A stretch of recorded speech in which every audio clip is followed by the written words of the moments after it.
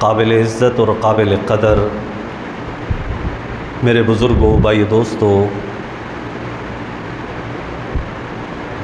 چند آیات کریمہ قرآن مجید فرقان حمید میں سے میں نے تلاوت کی۔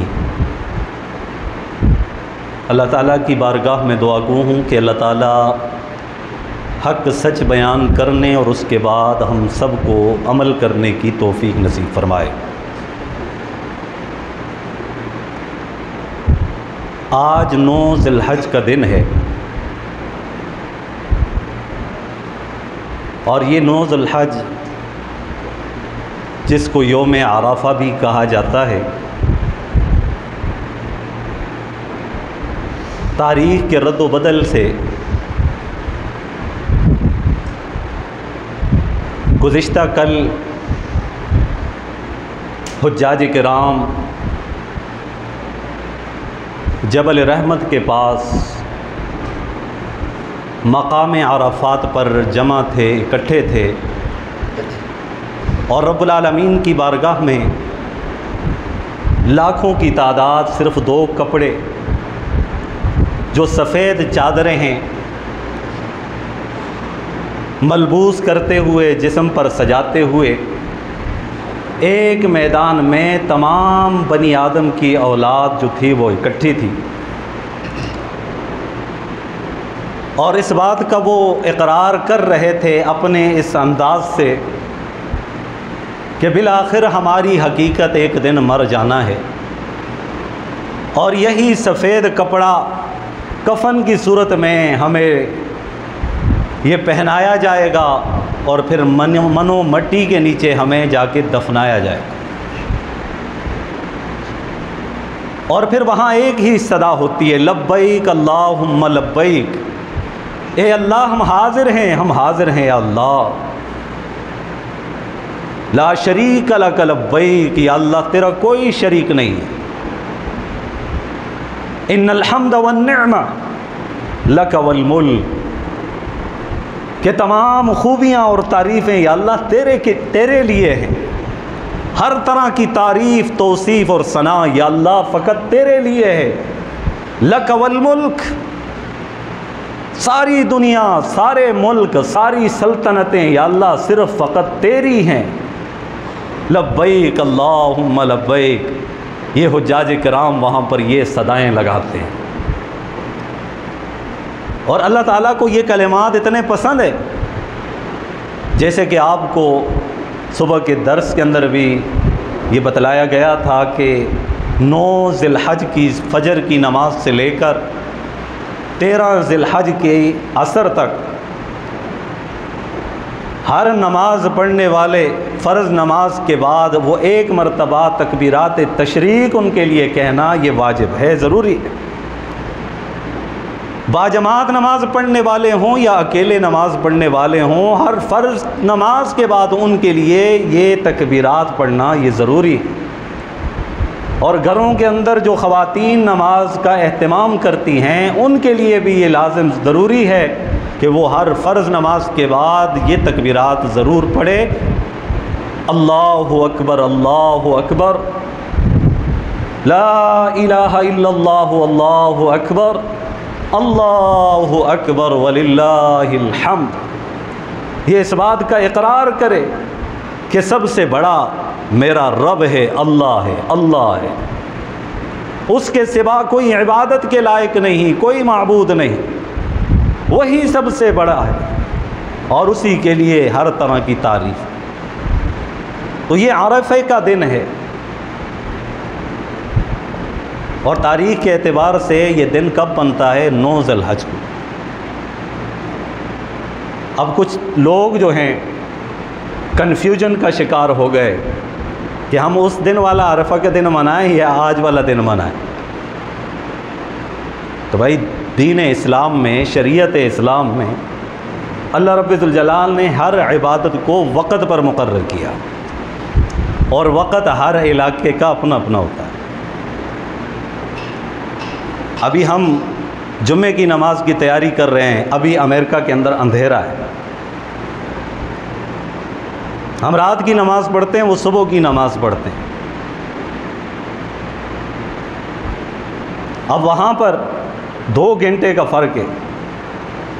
سعودی عرب کے اندر وہ لوگ نماز پڑھتے ہیں، ہم کہتے ہیں کہ نہیں اسی وقت میں ہم پڑھیں، تو پھر عصر کی نماز ظہر کے وقت میں پڑھتے ہیں، جس طرح کہ کچھ لوگ اس بات کو سمجھ بیٹھے ہیں۔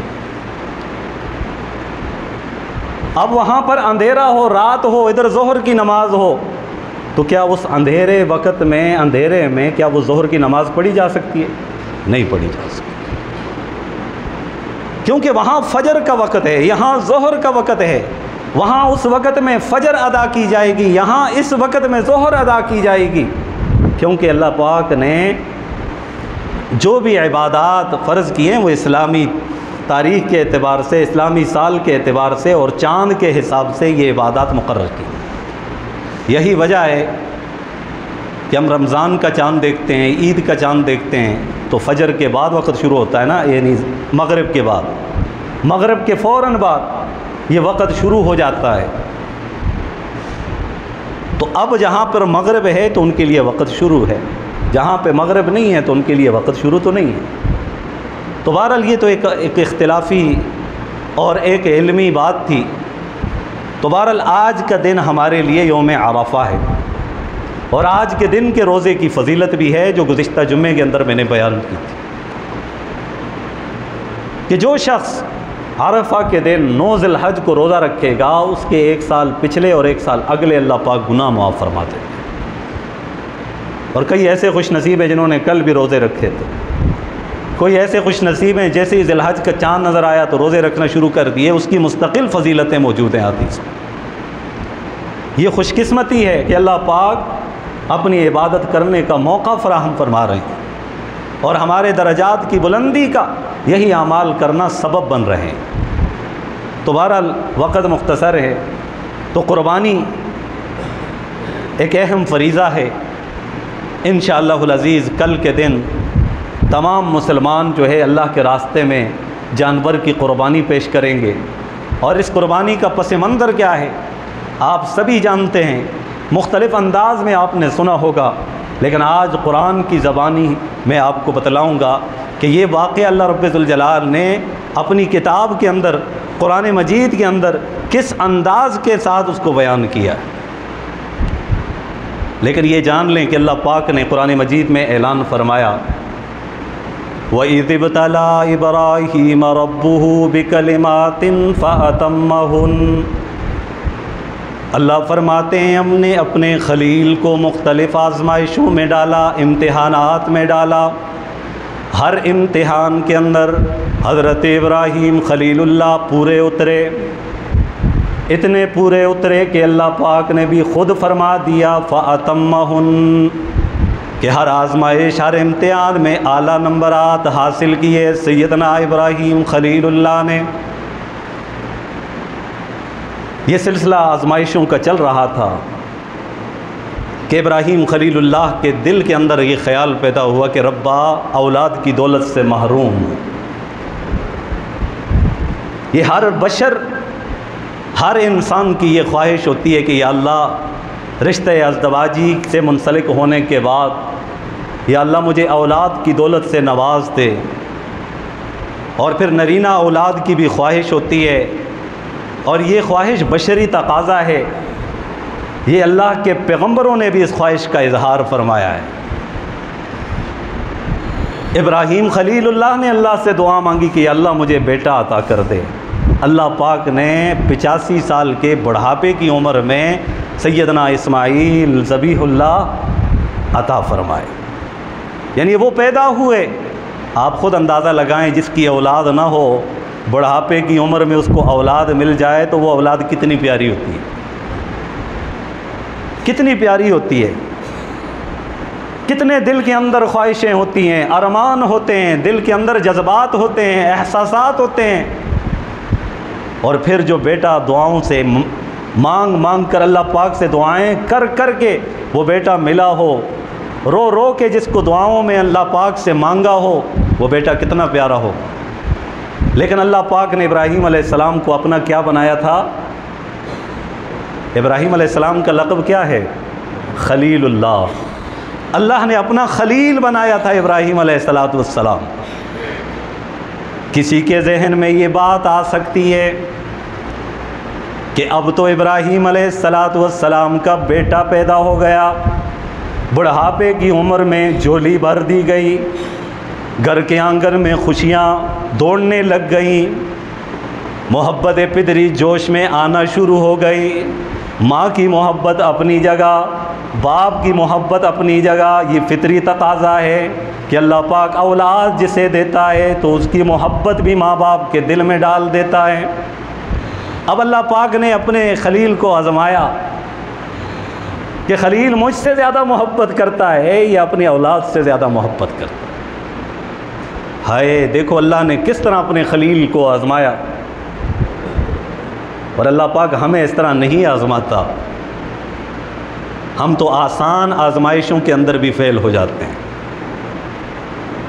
اللہ پاک نے انہیں آزمایا، کیوں آزمایا؟ کیونکہ اللہ نے ان کو مقام خلت عطا کیا تھا، ان کو اپنا خلیل بنایا تھا، اور لوگوں کو بتانا تھا میں جسے خلیل بناتا ہوں کوئی عام بندہ نہیں ہے۔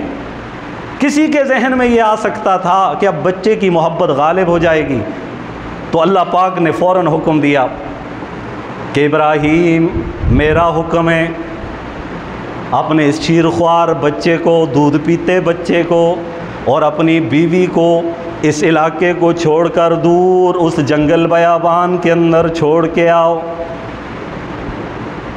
کتنی بڑی آزمائش ہے، سوچنے کی بات ہے۔ اللہ کا حکم ہے، ہمارے پاس بھی اللہ کا حکم متوجہ ہوتا ہے تو ہم کہہ بھی سکتے ہیں، یہ بھی کہتے ہیں کہ یا اللہ کہاں جانا ہے، کیوں جانا ہے، یا اللہ کوئی خاص بات ہے، یا اللہ کتنے دن تک، یا اللہ ان کا کیا بنے گا، کس کے سہارے چھوڑ گیا ہوں۔ یہ سوالات ہمارے ذہنوں میں پیدا ہوتے ہیں، لیکن وہ خلیل تھے۔ اللہ کا حکم فوراً کانوں میں آیا، اس پر عمل کرنا شروع کر دیا۔ بیوی کو ساتھ لے گئے، بچے کو بھی ساتھ اٹھا لیا۔ دور دراز کا سفر ہے، مکہ مکرمہ کی اس سرزمین کی طرف چل پڑتے ہیں۔ بڑا عجیب نقشہ کھینچا گیا ہے اس واقعے کا احادیث کی کتابوں میں کہ ابراہیم خلیل اللہ اپنے شیرخوار بچے کو اور اپنی بیوی کو لے کر جا رہے ہیں، آگے آگے جبریل امین ہے جو راستہ بتلا رہے ہیں۔ جب چلتے چلتے تو راستے میں کوئی ایک درخت آ جاتا، اس کا سایہ آتا، تو یہ انسان کی فطرت ہے، انسان کے دل میں شاید اس جگہ پہ جانا ہو۔ چلتے گئے، چلتے چلے گئے، یہاں تک کہ وادی غیر ذی زرع، قرآن مجید میں بیان، بے آب و گیا، جہاں پر نہ پانی تھا نہ گھاس،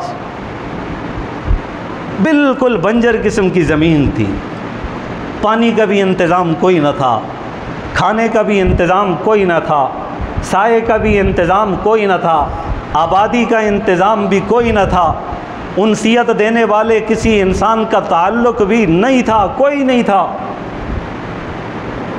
جب وہاں مطلوبہ جگہ پہنچ گئے، اللہ نے حکم دیا چھوڑ، اب چھوڑ کر واپس چلے جائیں،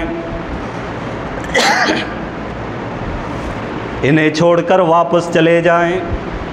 ہائے کیا جذبات ہوں گے۔ ابراہیم خلیل اللہ واپس پلٹ گئے، بیوی نے پوچھ لیا، اے میرے سر کے تاج، اے میرے عظیم شوہر، اے میرے پیغمبر شوہر، ذرا یہ تو بتائیے نا، تم تو جا رہے ہو، ہمیں کس کے سہارے چھوڑ کے چلے جا رہے ہو؟ ابراہیم خلیل اللہ کو بولنے کی بھی اجازت نہیں تھی، فوراً خاموش ہو گئے، لبوں کو سی لیا، اپنے ہونٹ بند ہیں، صرف اشارہ کیا آسمان کی طرف، یوں دیکھا۔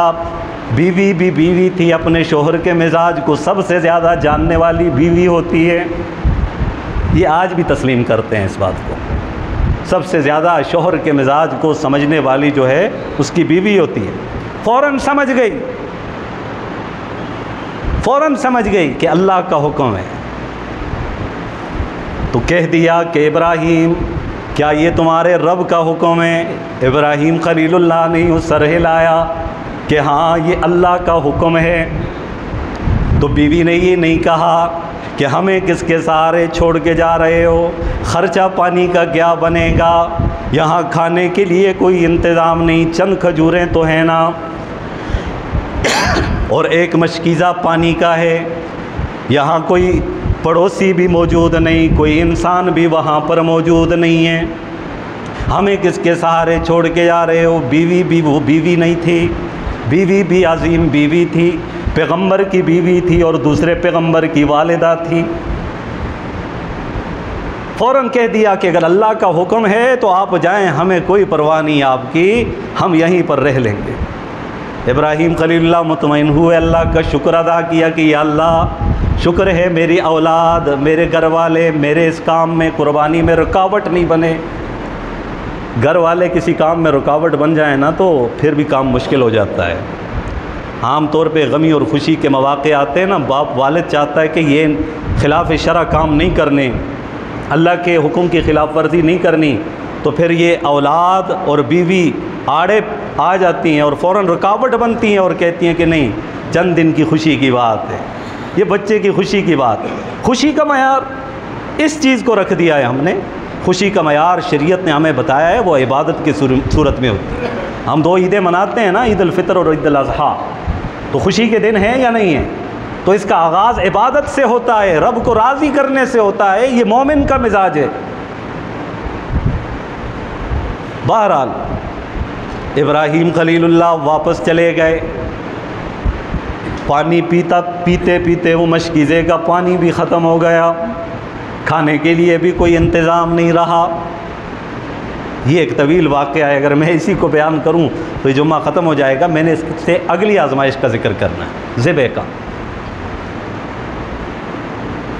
تو دیکھیے اللہ پاک نے آزمائش میں مبتلا کیا تو فوراً ابراہیم خلیل اللہ نے اس آزمائش پر پورا اترے، اپنے شیرخوار بچے کو بھی چھوڑ آئے اور اپنی بیوی کو بھی چھوڑ آئے، اور جب چھوڑ آئے پھر اللہ پاک نے بھی ان کی نصرت ایسی کی کہ آج اس کو منبع اور مرکز بنا دیا گیا ہے۔ پورے دنیا کا مرکز جو منبع ہے، جو محور ہے، کعبۃ اللہ ہے، مکہ مکرمہ ہے، اللہ رب ذوالجلال نے اسی جگہ کو آج تمام ایمان والوں کے لیے محور اور مرکز بنا دیا۔ یہ وہی جگہ ہے جہاں پر ابراہیم خلیل اللہ تھے اور ان کی والدہ تھی۔ پھر وہ زمزم نکلا، پھر قافلے آنا شروع ہو گئے، آبادیاں ہوئیں، پھر کعبۃ اللہ کی تعمیر کا سلسلہ تھا۔ یہ ایک طویل واقعات ہیں، لیکن اس کے اگلی آزمائش جو ہے میں اس کا ذکر کرتا ہوں۔ قرآن مجید کے اندر اللہ پاک نے انہیں ان الفاظ میں بیان فرمایا، فَلَمَّا بَلَغَ مَعَهُ السَّعْيَ، کہ جب اسماعیل ذبیح اللہ دوڑنے کے قابل ہو گئے، چلنے پھرنے کے نہیں، دوڑنے کے۔ اور عموماً جب بچہ خوب دوڑتا ہے نا تو 12 13 14 سال کی عمر ہوتی ہے، یہ بچے کی خاص عمر ہوتی ہے، اس کی نشو و نما اور اس کی بڑھوتری کی عمر ہوتی ہے۔ میں عام طور پر اس کی مثال دیا کرتا ہوں کہ یہ ان نرسریوں کی طرح یہ بچے ہوتے ہیں جن کے اوپر مالی اس کی حفاظت کے لیے اوپر جالی لگا دیتے ہیں کہ تاکہ کوئی جانور ان کو نقصان نہ پہنچائے۔ جب وہ تناور درخت بن جاتا ہے تو پھر اسے رکھوالی کی ضرورت نہیں پڑتی۔ اپنے بچوں کی اس عمر میں خاص قسم کی نگہداشت کیجیے اور اپنے بچوں کو اپنے قریب کیجیے، اپنا دوست بنائیے ان کو، تاکہ وہ اپنے دل کی ہر بات آپ کے سامنے کر سکیں۔ فَلَمَّا بَلَغَ مَعَهُ السَّعْيَ، جب اسماعیل ذبیح اللہ دوڑنے کے قابل ہوئے، اللہ پاک نے ابراہیم علیہ السلام کو دوسری آزمائش کے اندر مبتلا کر دیا۔ خواب کے اندر دیکھ رہے ہیں کہ اپنے ہاتھوں سے اپنے بیٹے کو ذبح کر رہے ہیں۔ صبح ہوئی، دل میں خیال آیا کہ پتہ نہیں کیسا خواب ہے۔ پیغمبر کا خواب جو ہوتا ہے وہ وحی ہوتا ہے، ٹھیک ہے جی، ہمارے خواب کا کوئی اعتبار نہیں ہے، لیکن پیغمبر کا جو خواب ہوتا ہے وہ وحی ہوتا ہے، اس میں شک اور شبہ والی بات نہیں ہوتی ہے۔ تو مختلف قسم کی روایات ہیں۔ پہلے دن اونٹوں کو اللہ کے راستے میں ذبح کر دی، شاید اللہ قربانی مجھ سے لینا چاہتے ہیں، اور یہ سمجھ بیٹھے کہ شاید جانوروں کی، تو اللہ کے راستے میں 100 اونٹوں کو قربان کر دیا۔ دوسرے دن پھر خواب دیکھا، تیسرے دن پھر خواب دیکھا، سمجھ گئے نہیں یہ آزمائش مطلوب نہیں ہے، یہ مطلوب ہوتی تو پہلے دن کر لی تھی، دوسرے دن کر لی تھی، اللہ تیسرے دن نہ دکھاتا۔ سمجھ گئے کہ میرے اس بیٹے کی قربانی اللہ چاہتے ہیں، ہے یہاں باپ کا دل رکھتے ہوئے سوچیں اپنی اولاد کی محبت کہ ایسی صورت میں باپ پر کیا گزرتی ہے کہ کوئی باپ اپنے ہاتھوں سے اپنے بیٹے کی گردن پر چھری چلائے. کتنا مشکل مرحلہ ہے، کتنی آزمائش اور کٹھن والا مرحلہ ہے. لیکن ابراہیم خلیل اللہ سمجھ گئے کہ میرا اللہ مجھے حکم دے رہا ہے کہ میں اپنے بیٹے کو اس کے راہ میں قربان کروں. یا بنی انی ارا فی المنام، صبح ہوئی بیٹے کو بلایا. بیٹا بھی عظیم بیٹا تھا، پیغمبر بیٹا تھا، صرف عام پیغمبر نہیں. انہی کی اولاد میں، اسماعیل ذبیح اللہ کی اولاد میں اللہ پاک نے اپنے پیارے پیغمبر محمد رسول اللہ صلی اللہ علیہ وسلم کو پیدا فرمایا. آپ صلی اللہ علیہ وسلم کا جو سلسلہ نسب ہے وہ سیدنا اسماعیل ذبیح اللہ تک پہنچتا ہے. محمد بن عبداللہ بن عبد المطلب بن ہاشم بن عبد مناف بن قصی بن کلاب بن مرہ بن کعب بن لوی بن غالب بن فہر بن مالک بن نظر بن نزار بن معد بن عدنان بن اسماعیل بن ابراہیم علیہ السلام. یہ سلسلہ نسب ہے آپ کا. تو کوئی معمولی تو نہ تھے. اللہ پاک نے مستقبل میں اپنے عظیم پیغمبر کو ان کی اولاد میں پیدا کرنا تھا. تو ابراہیم خلیل اللہ نے اپنے بیٹے کے سامنے اپنے اس خواب کو رکھا. انی ارا فی المنام، کہ بیٹے رات کو میں دیکھتا ہوں خواب میں کہ اپنے ہاتھوں سے تجھے ذبح کر رہا ہوں. فانظر ماذا ترا، تیری کیا رائے ہے، تو کیا کہتا ہے اس بارے میں. اگر کوئی والد آج اپنے بیٹے سے یہ کہہ دے تو بیٹا کیا کہے گا کہ باپ سٹھیا گیا ہے، اس کی کھوپڑی الٹی ہو چکی ہے، یہ سمجھ نہیں پا رہا، یہ کس طرح کی باتیں کر رہا ہے. بھلا کوئی اپنے بیٹے کو اپنے ہاتھ سے ذبح کرتا ہے؟ ابا جان کیا ہو گیا ہے آپ کو، کس طرح کی باتیں کرتے ہو. لیکن وہ عظیم بیٹا تھا، عظیم پیغمبر تھا. فوراً جواب میں یہ کہہ دیا کہ ابا جان ففعل ما تؤمر، اے ابا جان جس طرح اللہ نے آپ کو حکم دیا ہے آپ اس طرح کر گزریے. باقی رہی میری بات، ستجدنی انشاء اللہ من الصابرین، کہ مجھے عنقریب تم صبر کرنے والوں میں سے پاؤ گے. ابا جان میری پرواہ نہ کرنا، ستجدنی آپ عنقریب مجھے پائیں گے انشاءاللہ، اللہ کے حکم سے. یہ نہیں کہا ستجدنی صابرا، ستجدنی اصبرو، یہ نہیں کہا. یا یہ بھی نہیں کہا ستجدنی صابرا، یہ بھی نہیں کہا ستجدنی من الصابرین. کیا کہا؟ ستجدنی انشاء اللہ من الصابرین، اگر اللہ نے چاہا تو مجھے صبر کرنے والوں میں سے پائیں گے. انسان کے چاہنے سے کچھ نہیں ہوتا. کس کے چاہنے سے ہوتا ہے؟ اللہ کے چاہنے سے ہوتا ہے. اللہ نہ چاہے تو کچھ نہیں ہوتا. اللہ چاہے تو ناممکن کو ممکن بنا دے. اللہ چاہے تو معدوم کو وجود بخش دے.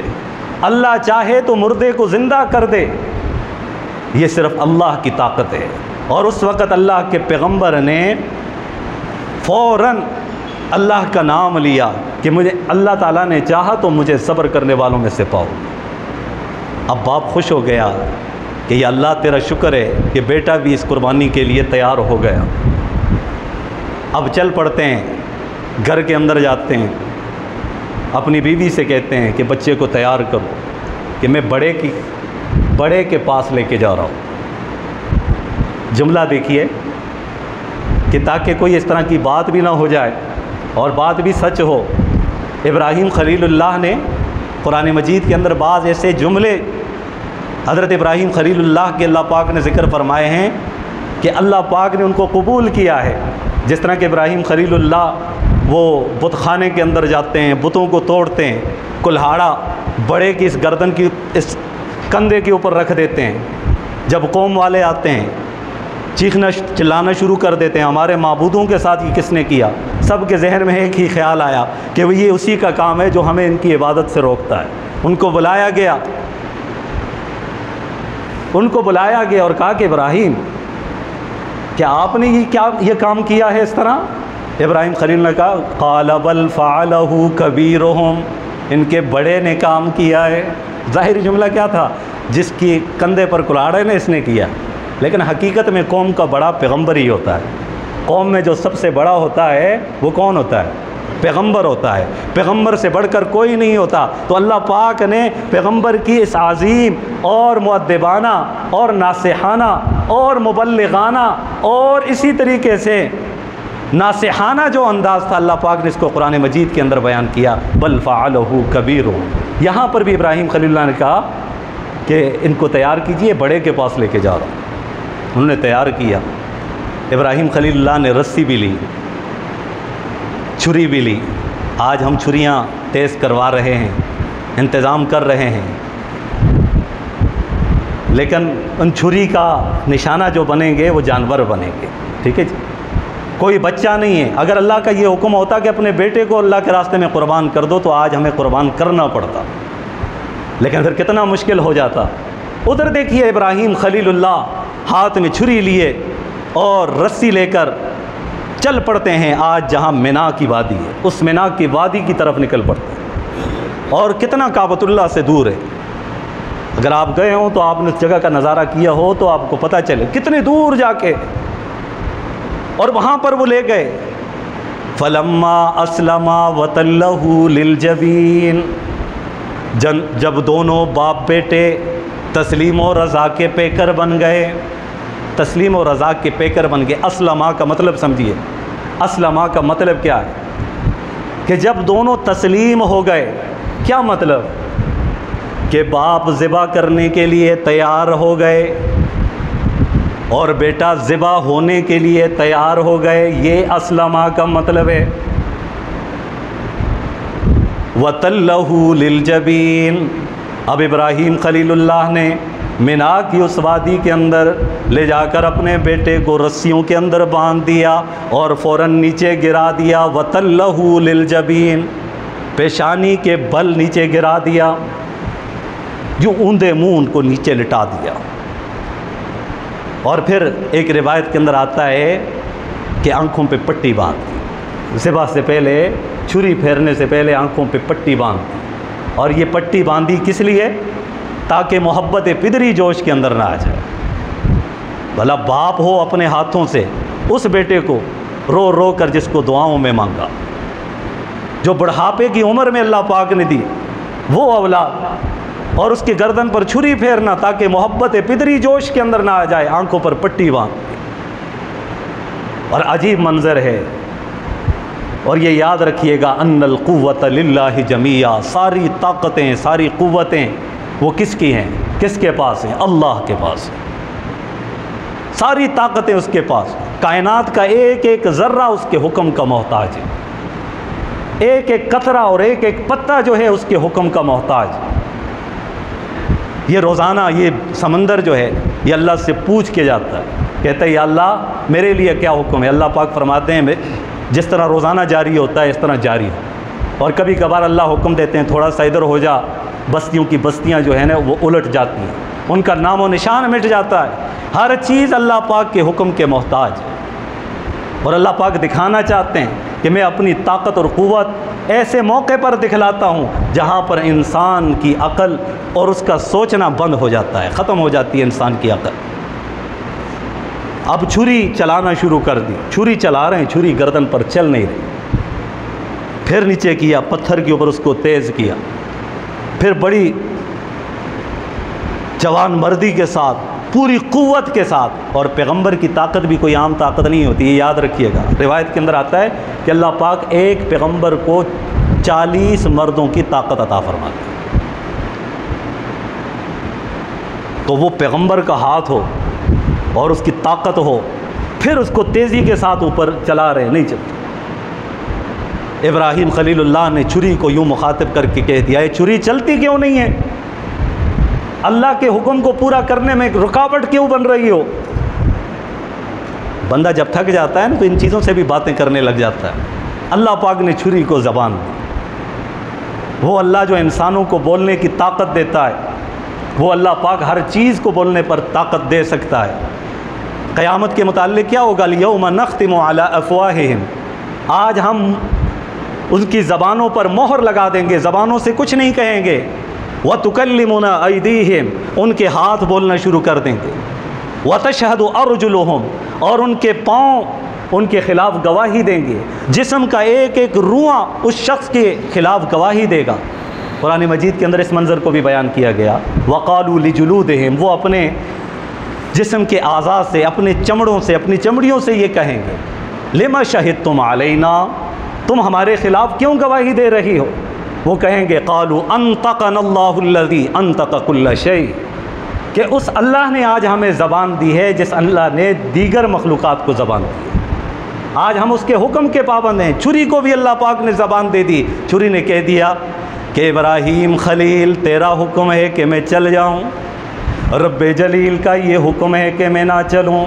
ایک طرف ابراہیم خلیل تیرا حکم ہے، دوسرے طرف میرے رب جلیل کا حکم ہے، میں تیرے حکم کی پابند نہیں، میں اپنے رب کے حکم کی پابند ہوں۔ اس نے مجھے کہہ دیا کہ ابراہیم کے بیٹے کی گردن پر نہ چلنا۔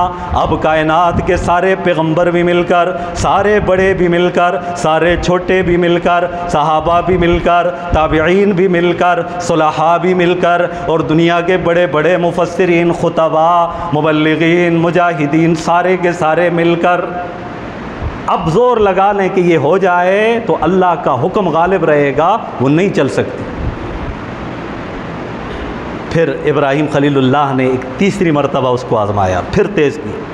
اب جیسے ہی چلایا تو اب چھری چل گئی۔ جیسے ہی چھری چلی، یہ نہیں کہا کہ ہائے میرا بیٹا چلا گیا، ہائے میرا لخت جگر قربان ہو گیا، یہ نہیں کہا۔ فن کا اللہ اکبر، اللہ اکبر۔ یہ جو تکبیرات تشریق ہے نا، جس کے پڑھنے کا ہمیں حکم ہے، یہ اس موقع پر پڑھی گئی تھی، اللہ اکبر، اللہ اکبر۔ اور جب دیکھا، آنکھیں کھلی تو دیکھا کہ اس کی جگہ پر جو جنت سے اللہ تبارک و تعالی نے ایک دمبا بھیجا تھا، مینڈا بھیجا تھا، وہ ذبح ہو گیا تھا۔ جب یہ دیکھا، جبریل امین نے بھی یہ کہہ دیا لا الہ الا اللہ واللہ اکبر۔